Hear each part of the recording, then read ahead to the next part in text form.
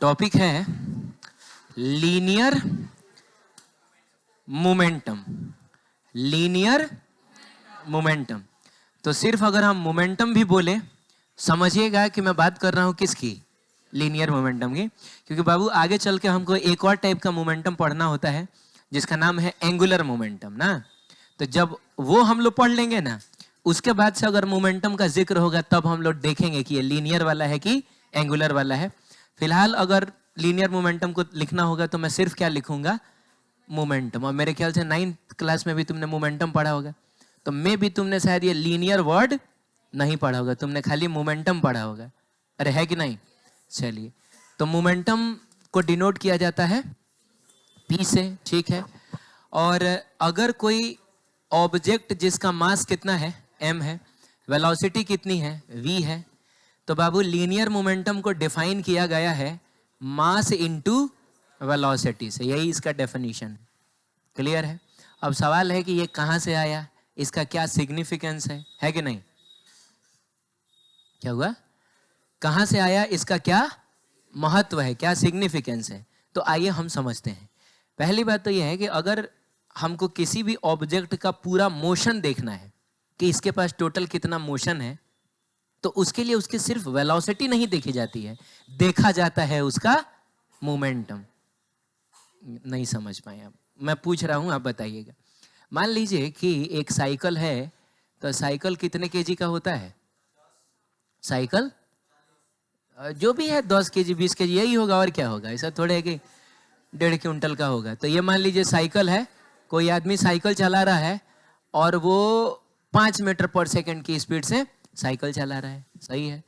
मान लीजिए कि एक ट्रक है ना बाबू, और ट्रक भी चल रहा है 5 मीटर पर सेकंड। मैं तुमसे पूछूं कि दोनों में से किस ऑब्जेक्ट के पास ज्यादा मोशन है? किसके पास ज्यादा मोशन है? कि दोनों के पास एकदम बराबर मोशन है? तो देखो, इसका जवाब अगर आपको ढूंढना है तो अपने आप से एक सवाल करिएगा ना कि किसको रोकना ज्यादा मुश्किल है। जाहिर सी बात है, जिसको रोकना ज्यादा मुश्किल है उसके पास ज्यादा मोशन होगा। नहीं समझ में आया? तो एक बात बताओ, दोनों में से किसको रोकना ज्यादा मुश्किल है? अच्छा, ये बस है क्या? अच्छा, कोई बात नहीं है, तो बस है तो खिड़की बना देते हैं, ठीक है। तो बस को रोकना ज्यादा मुश्किल है। तो वेलोसिटी सेम होने के बावजूद भी हम ये कॉमन सेंस से समझ पा रहे हैं कि इसके पास ज्यादा मोशन है। तो क्या सोच के आप ऐसा बोल रहे हैं? क्या देख के आप ऐसा बोल? मास। इसका मतलब कहीं ना कहीं पूरा मोशन जो होता है बाबू, वो डायरेक्टली प्रोपोर्शनल टू क्या होता है? मास होता है कि नहीं? चलिए, एक और एग्जांपल मैं आपको देता हूं। मान लीजिए कि ये कोई पत्थर है, 10 ग्राम का पत्थर है, और ये 20 मीटर पर सेकंड से किसी ने चला के मारा। 20 मीटर पर सेकंड से किसी ने चला के मारा, ठीक है। एक दूसरा सिचुएशन लेते हैं, उसमें एक बुलेट है। बुलेट समझते हो? हाँ, बंदूक से निकली हुई गोली को बुलेट कहते हैं। तो बुलेट है और वो भी 10 ही ग्राम का है, लेकिन उसको किसी ने 200 मीटर पर सेकंड की स्पीड से चला के मारा। तो चला के क्या मारा? उसने ट्रिगर दबाया होगा बंदूक से। ऐसा थोड़ा है कि गोली उठाया होगा चला के मार दिया होगा। तो बंदूक से चला के मारा। आप बताइए, दोनों में से किसके पास ज्यादा मोशन, जबकि मास दोनों का सेम है? पिछली बार तो तुमने मास देख के बोला था कि सर देखिए इसके पास ज्यादा मोशन है, लेकिन अब की बार देखो मैंने मास दोनों का सेम दे दिया। अब बताओ दोनों में से किसके पास ज्यादा मोशन है? Obviously bullet. किसको रोकना आपके लिए ज्यादा मुश्किल होगा? बुलेट को रोकना। रोकते रोकते आपकी जान जा सकती है, आप समझ रहे हैं? तो चूंकि इसको रोकना हमारे लिए ज्यादा मुश्किल है का मतलब हुआ इसके पास ज्यादा मोशन है। अरे बोलो ना, अल्टीमेटली लाना तो रेस्ट में ही ना है। तो जिसके पास ज्यादा मोशन होगा उसको रेस्ट में लाना आपके लिए थोड़ा मुश्किल काम होगा। तो यहां पर क्या देख के आप बोल रहे हैं? मास देख के बोल रहे हैं? जी नहीं, यहां पर आप वेलोसिटी देख के बोल रहे हैं। इसका मतलब कहीं ना कहीं मोशन डायरेक्टली प्रोपोर्शनल टू क्या होता है?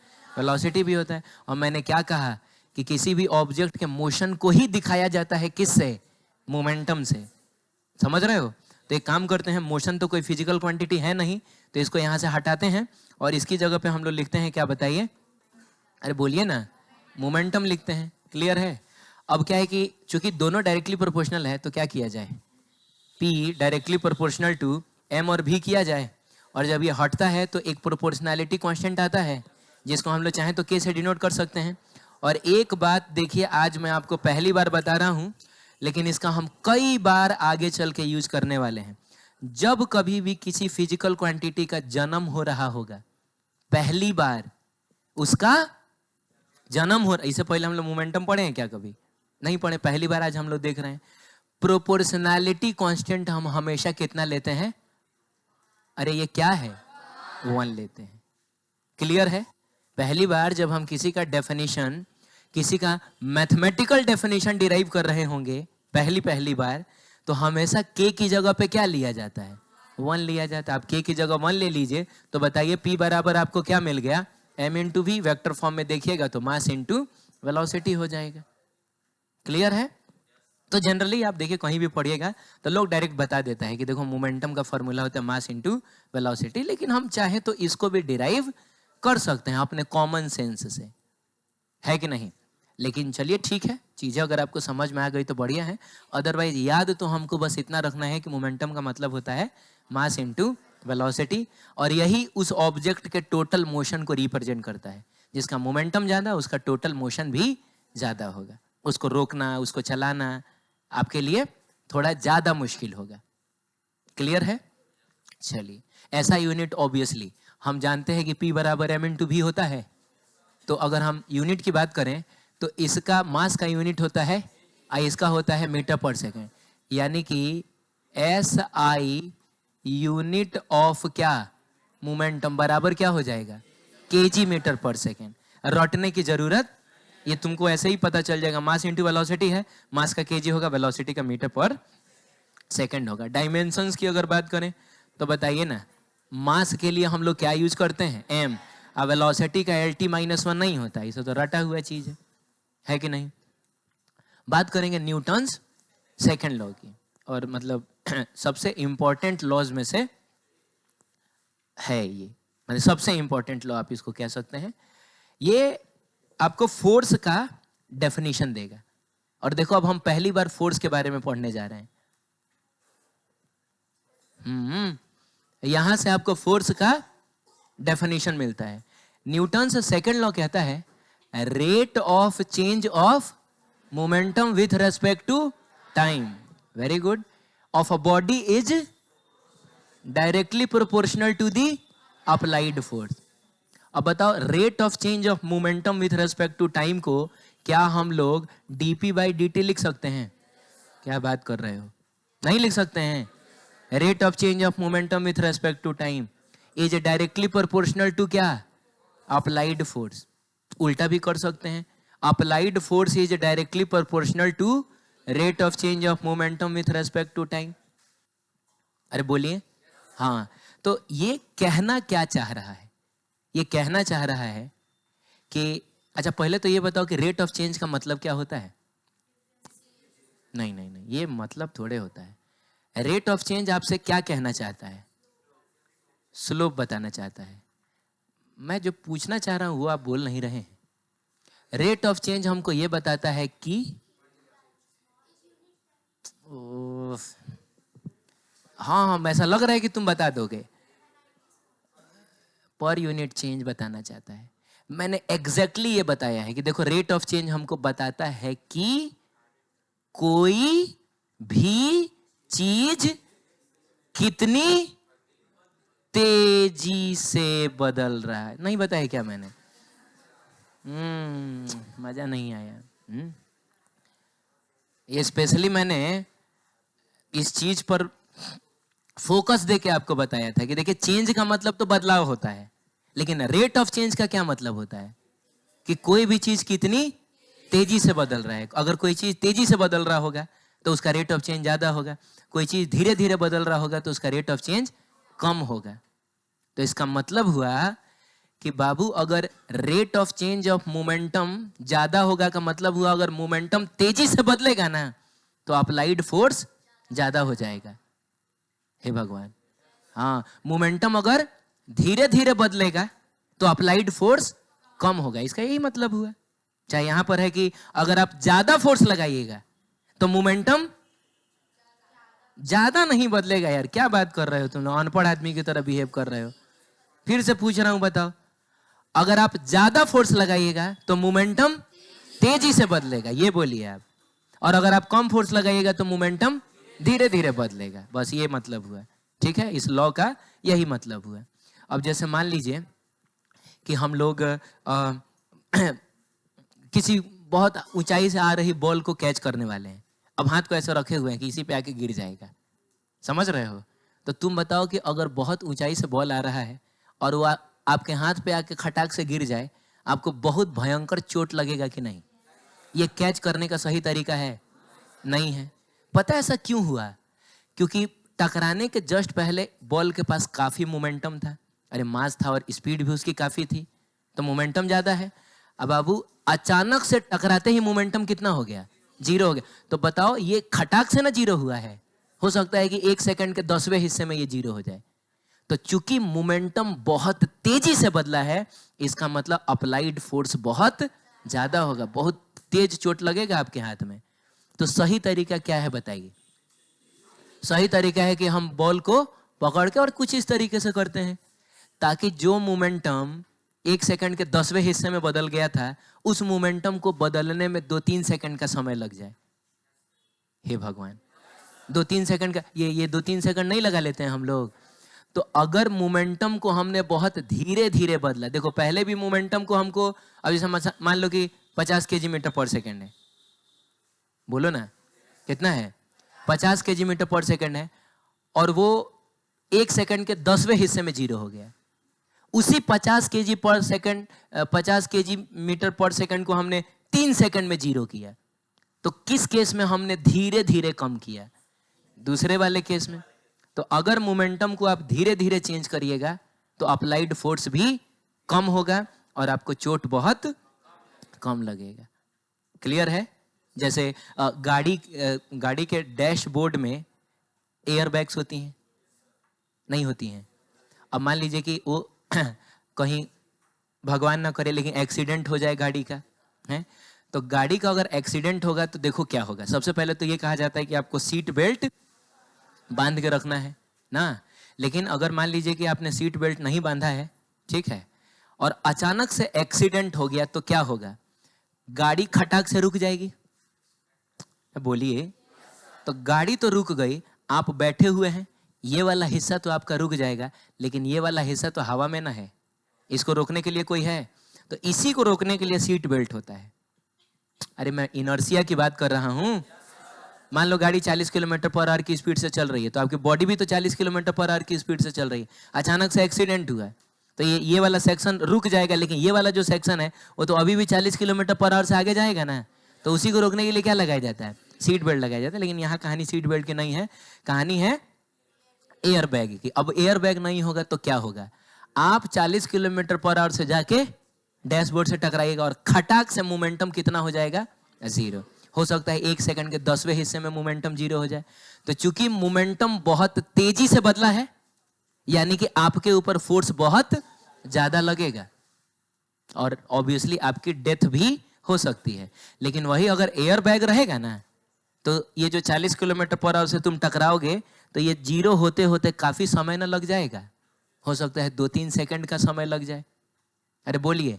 तो चूंकि आपका मोमेंटम बहुत धीरे धीरे कम होगा, इसका मतलब है अप्लाइड फोर्स भी बहुत कम लगेगा, चोट कम लगेगा, आपकी जान बच सकती है।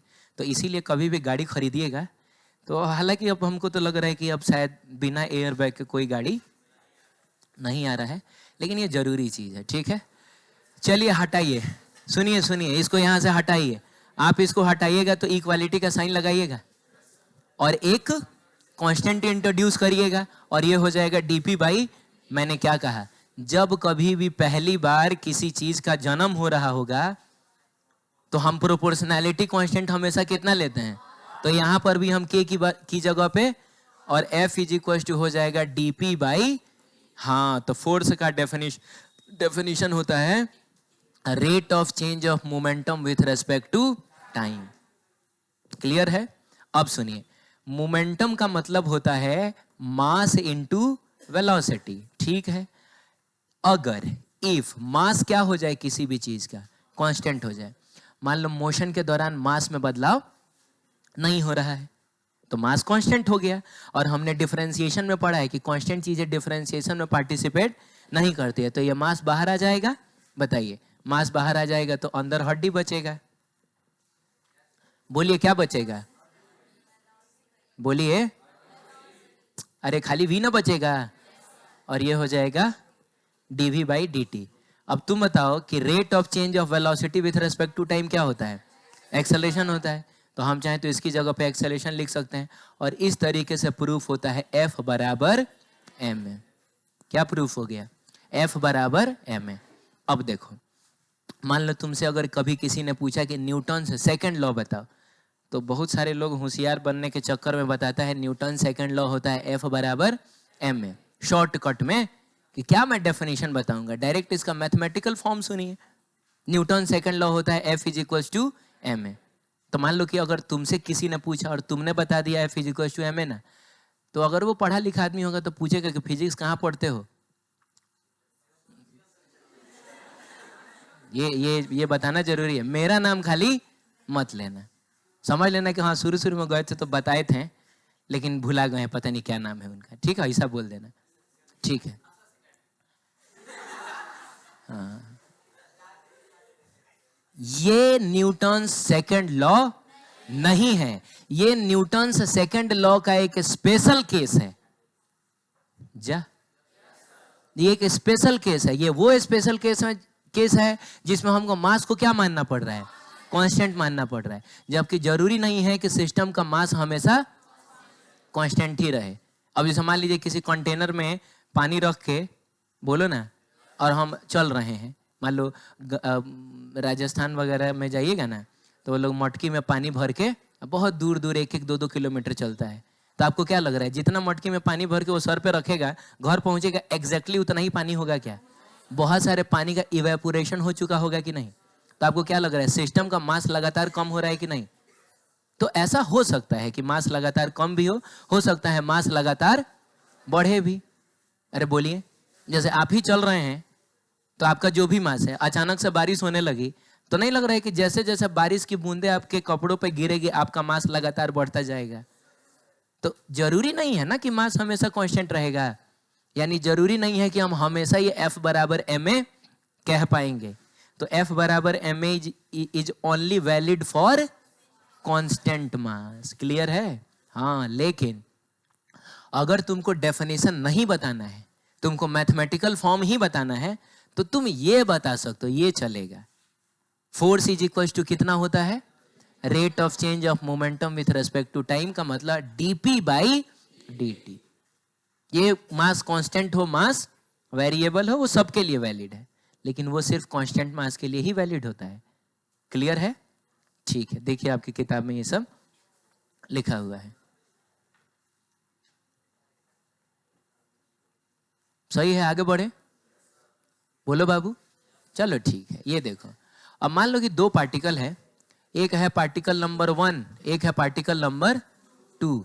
अब दोनों एक दूसरे की तरफ जा रहा है, बोलो ना, दोनों एक दूसरे की, हाँ, मूविंग टूवर्ड्स ईच अदर, एक दूसरे की तरफ जा रहा है under mutual forces. Mutual forces का मतलब समझ रहे हो कि बाहर से कोई फोर्स नहीं लगा है, इसने इसके ऊपर फोर्स लगाया है और इसने इसके ऊपर फोर्स लगाया है। अरे बोलो जल्दी। तो मान लो बाबू कि अगर ये उसकी तरफ जा रहा है तो क्या हुआ, ये अगर उसकी तरफ जा रहा है तो इसके मोमेंटम को हम P1 बोल दें। अरे मैं डायरेक्ट मोमेंटम लिख रहा हूं, मास इनटू वेलोसिटी करके, और इसके मोमेंटम को हम क्या लिख दें, अगर P2 लिख दें, बोलिए ना। हाँ, इस पर लगने वाले फोर्स को अगर हम लोग F12 लिख दें और इस पर लगने वाले फोर्स को अगर हम F21 लिख दें, मैं वेक्टर फॉर्म में नहीं लिख रहा हूं, डायरेक्शन दिखा के मैंने खाली मैग्नीट्यूड लिखा है ना। तो सबसे पहले तो ये बताइए कि इस पूरे सिस्टम के लिए ये जो दो फोर्सेस हैं वो इंटरनल फोर्सेस हैं कि एक्सटर्नल फोर्सेस हैं? ये तो इंटरनल फोर्स हो गया, बाहर से तो कोई फोर्स लगा नहीं है।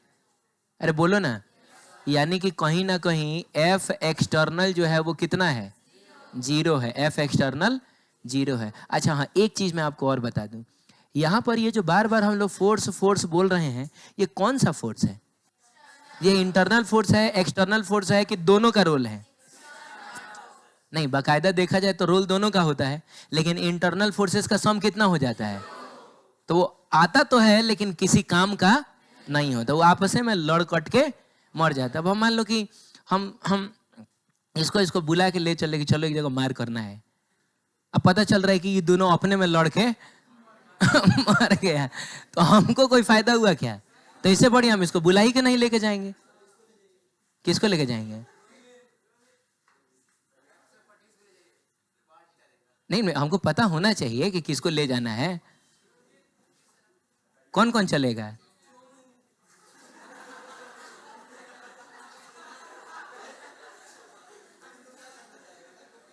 अच्छा कोई बात नहीं है।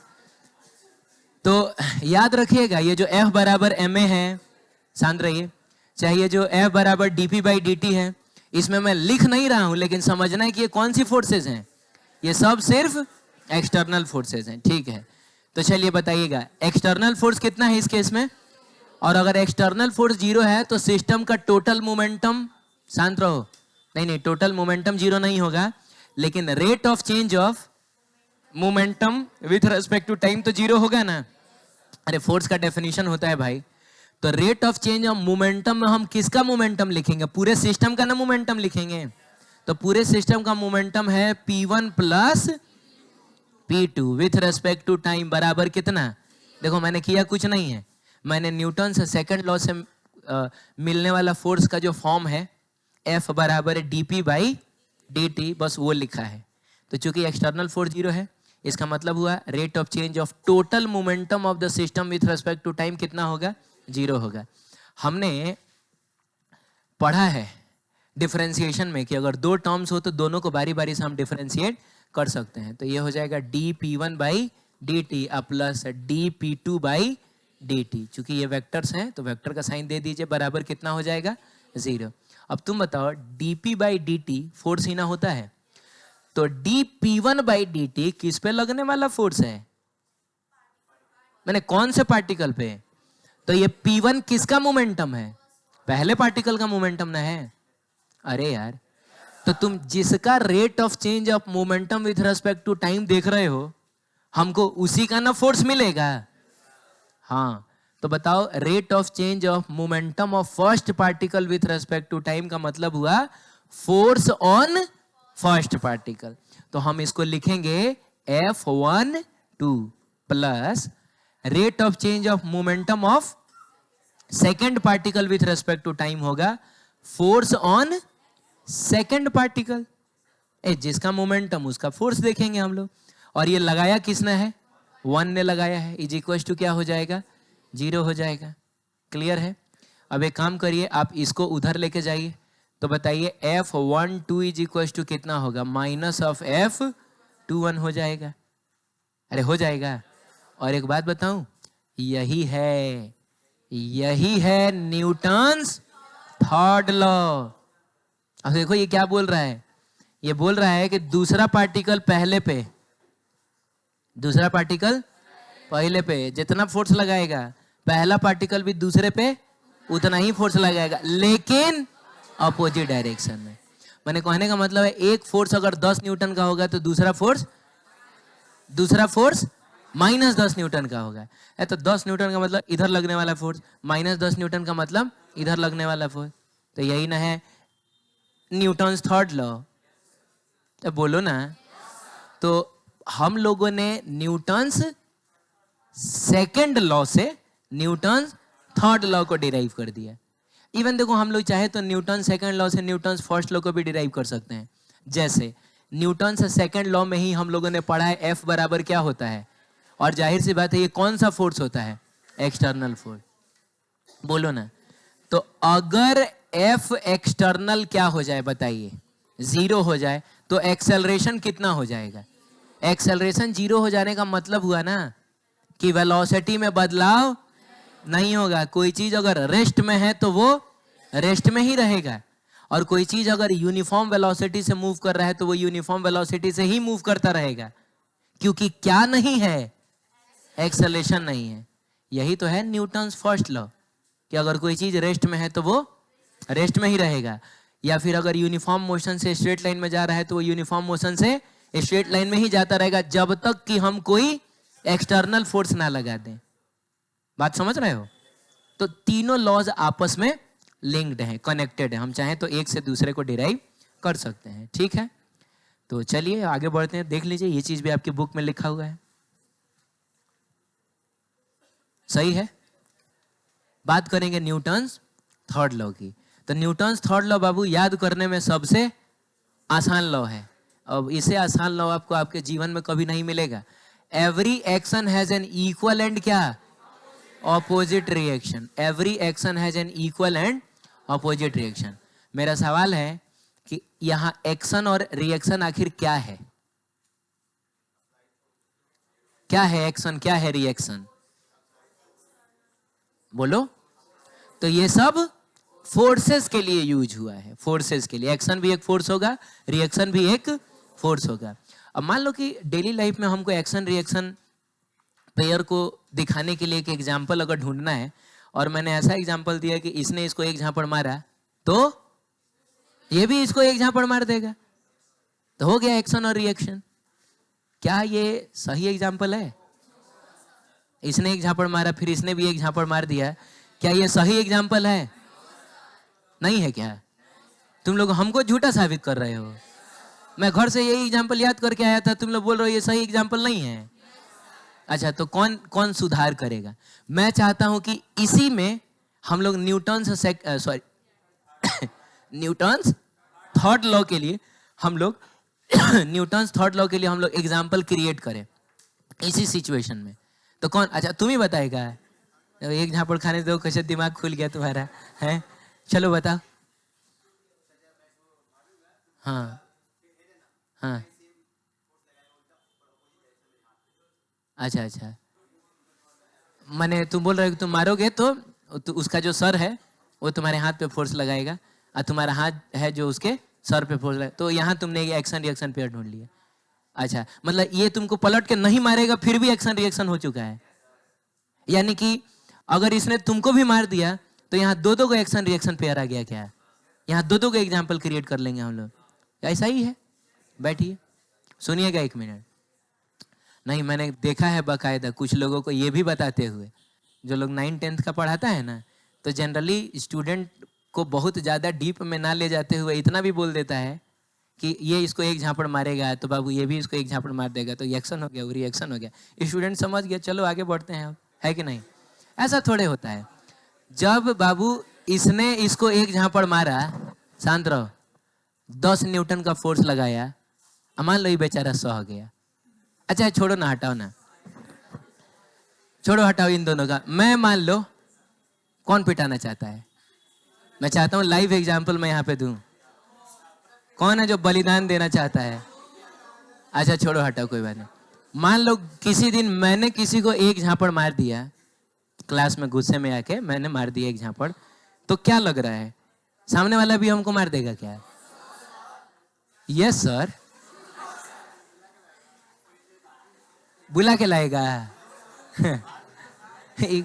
ये सब गलती मत करना, समझ रहे हो? हाँ, मैं कह रहा हूँ कि आप लोग अच्छे बच्चे हैं, तो आप लोग, क्या हुआ? तो आप ऐसा थोड़े करिएगा कि देखिए सर आप तो अब हमको एक झापड़ मार दिए, और सर आप ही ने समझाया है कि every action has an equal and opposite reaction. तो सर अगर हम आपको एक नहीं देंगे तो न्यूटन की आत्मा को शांति नहीं मिलेगी। तो ऐसा थोड़ा कि आप हमको एक झापड़ मार दीजिएगा ना। तो इसकी जरूरत नहीं पड़ेगी। उससे पहले मैं क्लियर कर दूं कि न्यूटन की आत्मा को शांति मिल चुका है। जब मैंने आपको एक झापड़ मारा है ना, तो मेरे हाथ ने आपके गाल पे फोर्स लगाया है, एट द सेम टाइम आपके गाल ने भी मेरे हाथ पे फोर्स लगाया है, और एकदम इक्वल अमाउंट में लगाया है। अब देखिए, फिर भी चोट आपको ज्यादा लगता है, हमको कम लगेगा, इसलिए क्योंकि गाल जो है वो बहुत सॉफ्ट चीज है, बहुत सेंसिटिव चीज है। इसको दुनिया का बहुत ज्यादा क्या कहा जाता है, अत्याचार नहीं झेलना होता है। लेकिन ये हाथ जो है ये एक सख्त चीज है, इसका चमड़ा जो है आप देख लीजिए, आप समझ रहे हैं? हाँ, शांत रहिए। तो कहने का मतलब है कि ये एक सख्त चीज है। तो सेम 10 न्यूटन का फोर्स इस पर लगेगा, सेम 10 न्यूटन का फोर्स इस पर लगेगा, तो ये आपको ज्यादा फील होगा, ये आपको उतना फील नहीं होगा। तो आपको ज्यादा चोट लगेगा, हमको कम चोट लगेगा। तो इसके पीछे का रीजन फिजिक्स का रीजन नहीं है, बायोलॉजी का रीजन है। ये क्या बाबू? गाल क्या होता है?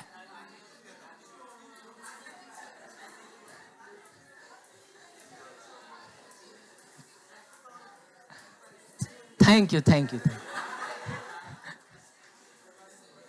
अब हमको क्या पता है यार, ठीक है, चलो अच्छा किया तुमने बता दिया।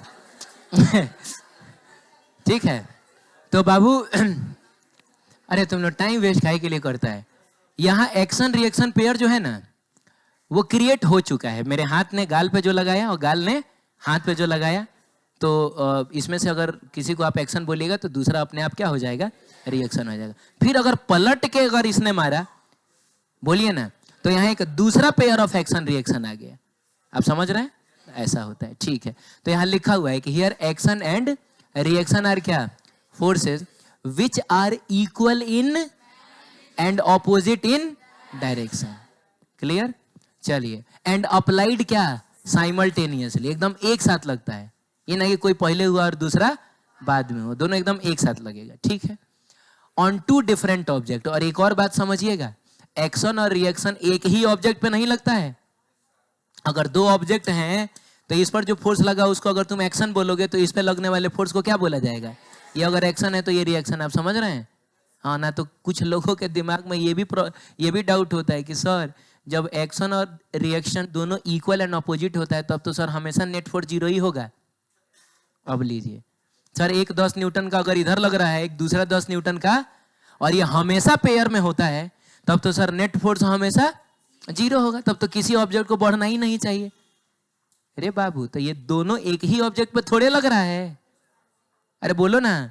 जैसे इसने इस पर इधर की तरफ अगर 10 न्यूटन लगाया है और इसने इस पर उधर की तरफ 10 न्यूटन लगाया है, तो क्या इस पर नेट फोर्स जीरो है क्या? अरे इस पर तो नेट फोर्स 10 न्यूटन है ना, इस पर तो नेट फोर्स 10 न्यूटन है ना, तो ये भी बढ़ेगा और ये भी बढ़ेगा। अब बात समझ रहे हैं? हाँ, तो एक्शन रिएक्शन पेयर जो है वो दो डिफरेंट ऑब्जेक्ट्स पे लगता है। एक्शन किसी और पे, रिएक्शन किसी और पे होता है, ठीक है। तो वो चीज यहाँ पे लिखा हुआ है, विच इंटरेक्ट विथ ईच अदर। वो दो ऑब्जेक्ट्स दो आपस में इंटरेक्ट कर रहे हैं। आगे बढ़ते हैं। Important points about Newton's third law. सबसे पहला है कि हम एक सिंगल फोर्स नेचर में क्रिएट नहीं कर सकते। हम चाहें कि सिर्फ एक 10 न्यूटन का फोर्स कहीं क्रिएट कर दे, पॉसिबल नहीं है। ये हमेशा पेयर में आएगा, क्योंकि हमने फोर्स के अपने पहले ही लेक्चर में पढ़ा है कि अगर फोर्स कहीं लग रहा है तो वहां दो लोगों का होना जरूरी है। एक वो जिस पे लग रहा है और एक वो जो लगा रहा है। तो जब दो लोग हैं तो ऑब्वियसली फोर्स हमेशा पेयर में आएगा। कभी सिंगल फोर्स आप क्रिएट नहीं कर सकते। वो लिखा हुआ है, वी कैन नॉट प्रोड्यूस क्या? Single isolated force in the nature. Forces are always produced in action reaction pair. Clear? अब सुनो, मान लो कि मैंने अपने इस हाथ से इस हाथ को मारा। आप बताइए किस हाथ ने एक्शन किया और किस हाथ ने रिएक्शन दिया? इसने जो फोर्स लगाई इसको क्या बोलोगे? एक्शन बोलोगे। हाँ, और इसने जो लगाया उसको रिएक्शन बोलेगा। बहुत बढ़िया, उल्टा करते हैं सिचुएशन। ये बताइए, इसने जो लगाया उसको आप एक्शन बोलिएगा और इसने जो दिया उसको रिएक्शन बोलिएगा। अच्छा ये बताइए, दोनों एकदम सेम स्पीड से टकराया, तो आप किसको एक्शन बोलिएगा? किसको एक्शन बोलिएगा? इसके वाले को एक्शन नहीं। शायद आप ये बोल रहे हैं कि सर आप दोनों में से किसी एक को एक्शन मान लीजिए। अच्छा, दोनों एक्शन है और दोनों रिएक्शन है, माने यहां दो पेयर ऑफ एक्शन रिएक्शन है। क्या बात कर रहे हो यार? फोर्स एक बार लगा है और दो पेयर क्रिएट हो गया। दो पेयर का मतलब 4 फोर्स क्रिएट हो गया। 4 फोर्स कैसे? 4 फोर्स कैसे लगा? इसने इस पर 10 न्यूटन इधर लगाया है, इसने इस पर 10 न्यूटन इधर लगाया। ये 2 फोर्स तो हमको दिखा, ये बाकी का 2 कहां है? ए पागल हो क्या रे तुम लोग? ये जब टकराया दोनों, तो इसने इस पर इधर 10 न्यूटन लगाया और एट द सेम टाइम इसने इस पर इधर 10 न्यूटन लगाया। तो ठीक है, यही ना 2 को लगा है, और 2 को कहां से ले आ रहे हो? दिमाग से पैदल है। अरे फोर्स तो 2 ही ना लगा है, एक इसने इस पर लगाया, इसने इस पर लगाया है। तो इन्हीं दोनों में से किसी एक को आपको क्या बोलना होगा, तो दूसरा अपने आप क्या बन जाएगा, रिएक्शन बनेगा। तो मैं पूछ रहा हूं किसके फोर्स को एक्शन बोलोगे, इसके वाले को कि इसके वाले को? तो शायद आपका सही जवाब ये हो सकता है कि सर दोनों में से किसी एक को आप मान लीजिए, तो जो दूसरा होगा वो बन जाएगा, माने इसके वाले फोर्स को आप एक्शन मानिए तो इसका वाला फोर्स रिएक्शन हो जाएगा ना, और इसके वाले फोर्स को अगर आप एक्शन मानिएगा तो इसका वाला फोर्स रिएक्शन है। शायद आप ये कहना चाह रहे हैं, और आप एकदम सही भी कह रहे हैं, आप एकदम सही कह रहे हैं, लेकिन आप गलत थे पहले दो एग्जाम्पल्स में। अब सुनिए क्या है कहानी। जब मैं ऐसे लाके ऐसे मार रहा था तो आपको क्या लगा, इसने पहले फोर्स लगाया और इसने बाद में लगाया है। एक्शन रिएक्शन से हमको ये समझ में आ जाता है कि जो पहले लगा है वो एक्शन है, जिसने बाद में दिया वो, अरे दोनों फोर्स एग्जैक्टली सेम टाइम में लगा है। अरे कोई फर्क नहीं पड़ता है कि कौन रेस्ट में और कौन चल रहा है। रेस्ट एंड मोशन जो है ना, वो सब फ्रेम डिपेंडेंट चीजें हैं। ओ माय गॉड, आप सेम पेड़ को जमीन पर से खड़े होकर देखते हैं, रेस्ट में देखते हैं, चलते हुए ट्रेन में बैठ के देखते हैं तो आपको कैसा दिखता है? तो ये सब भ्रम है। कोई चीज एब्सोल्यूट रेस्ट में, एब्सोल्यूट मोशन में नहीं होता है।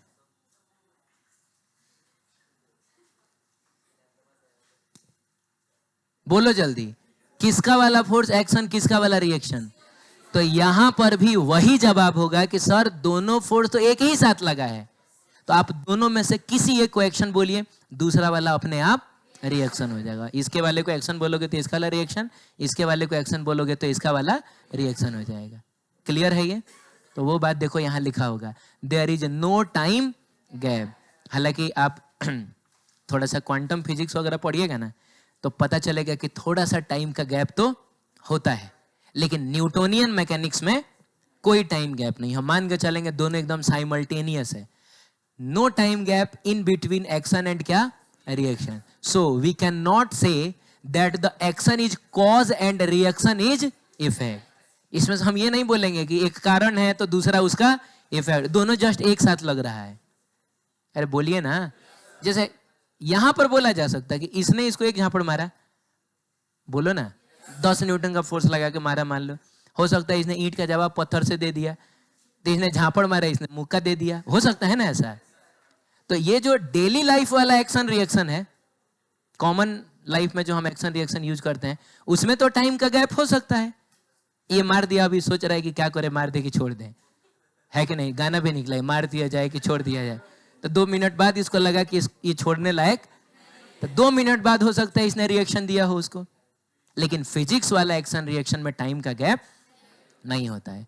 तो ये नहीं बोला जाएगा कि सर देखिए ये कारण था तो ये उसका इफेक्ट था, ये दोनों एक साथ लगता है। ठीक है, any one force can be action, दोनों में से किसी को एक्शन बोलिए, दूसरा अपने आप हो जाएगा रिएक्शन।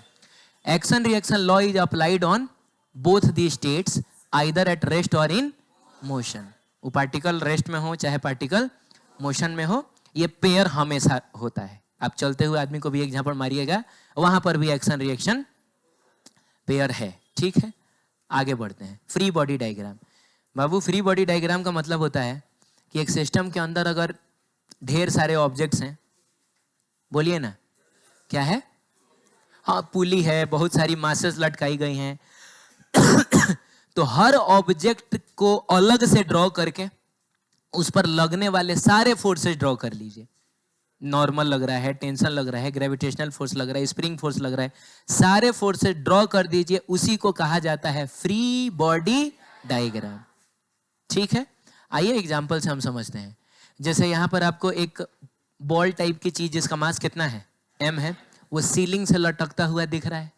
यहाँ पर एक m मास का ब्लॉक किसी सरफेस पर रखा हुआ दिख रहा है, और आपसे बोल रहा है कि आपको फ्री बॉडी डायग्राम बनाना है उन चीजों का जिसका मास स्मॉल m है चाहे कैपिटल M है। तो यहाँ कैपिटल M वाला कोई नहीं है, वो आगे आएगा।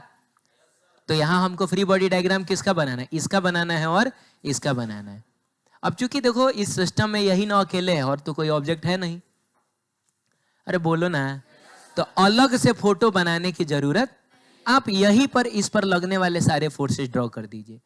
द पहला फोर्स इज ग्रेविटेशनल फोर्स, बिना पूछे लगा दीजिएगा।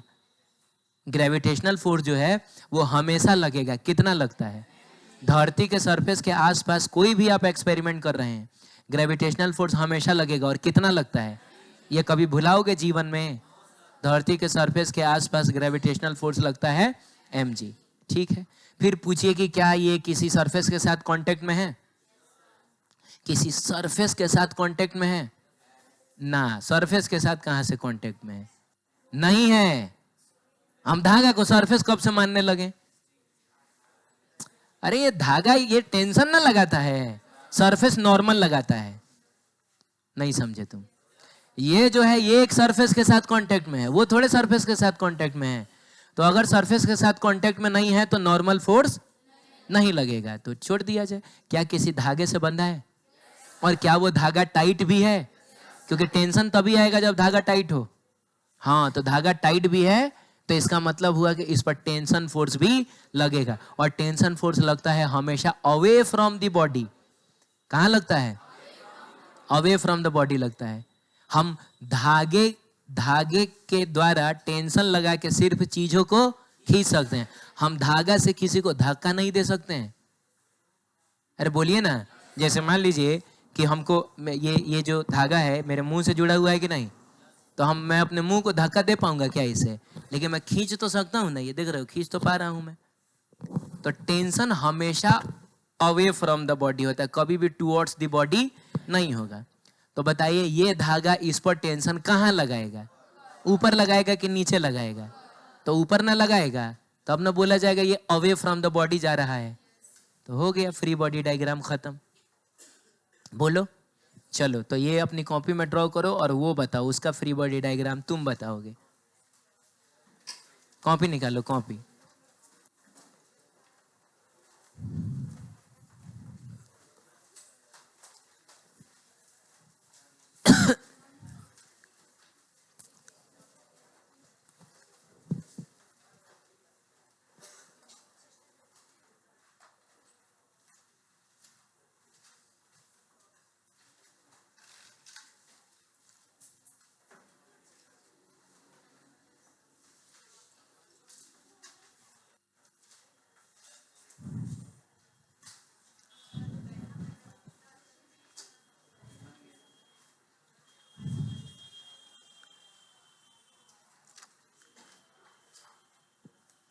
हो गया?